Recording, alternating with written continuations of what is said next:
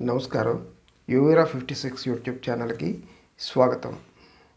State bank of India ప్రతిభావంతులైనటువంటి విద్యార్థులకి scholarship రూపంలో ప్రోత్సాహం అందిస్తుంది.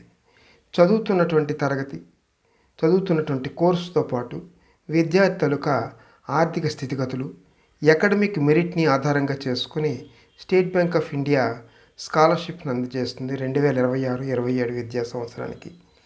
9వ తరగతి నుంచి 12వ తరగతి వరకు చదువుకున్నటువంటి విద్యార్థులు గత విద్యా సంవత్సరంలో 75% మార్కులు లేదు అంటే CGPA 7.5 సాధించి ఉండి వారి తాలూకా కుటుంబ ఆదాయం 3 లక్షలు అంతకంటే తక్కువ ఉన్నటువంటి విద్యార్థులు అయితే వారికి 15,000 రూపాయల చొప్పున స్కాలర్షిప్ మంజూరు చేస్తారు. ఇందులో SC/ST విద్యార్థులైతే 65% మార్క్స్ సరిపోతుంది, దివ్యాంగులైతే 60% మార్క్స్ సరిపోతుంది అన్నమాట. అదేవిధంగా అండర్ గ్రాడ్యుయేట్స్ డిగ్రీ చదువుకున్నటువంటి విద్యార్థులు ఎవరైనా ఉంటే ఆ విద్యార్థికి 75,000 రూపాయలు స్కాలర్షిప్ని నిర్ణయిస్తారు. గత విద్యా సంవత్సరంలో 75% మార్కులు లేదు CGPA 7.5 వస్తే వారికి స్కాలర్షిప్ అందజేయడం జరుగుతుంది. అయితే వారి తాలూకు కుటుంబ ఆదాయం కూడా 6 లక్షల కంటే తక్కువ ఉన్నటువంటి ఫ్యామిలీస్ పిల్లలకే ఇది వర్తింపజేయబడుతుంది. అదేవిధంగా పోస్ట్ గ్రాడ్యుయేషన్ చేసుకున్నటువంటి విద్యార్థులు ఒక్కో విద్యార్థికి 1.5 lakhs అంటే 1,50,000 రూపాయలు ప్రోత్సాహంగా స్కాలర్షిప్ అందజేయడం జరుగుతుంది. దీనికి 75% మార్కులు పొందాల్సిన అవసరం ఉంది.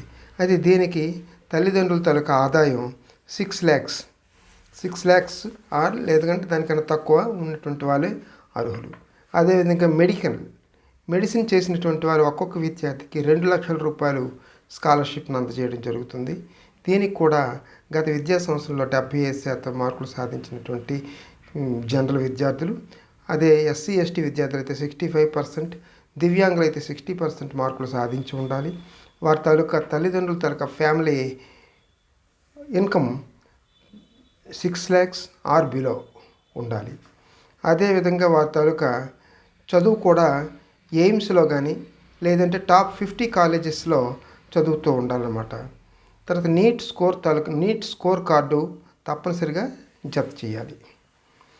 ఇంజనీరింగ్ చదువుకున్నటువంటి విద్యార్థులు ఒక్కో విద్యార్థికి 2 లక్షల రూపాయలు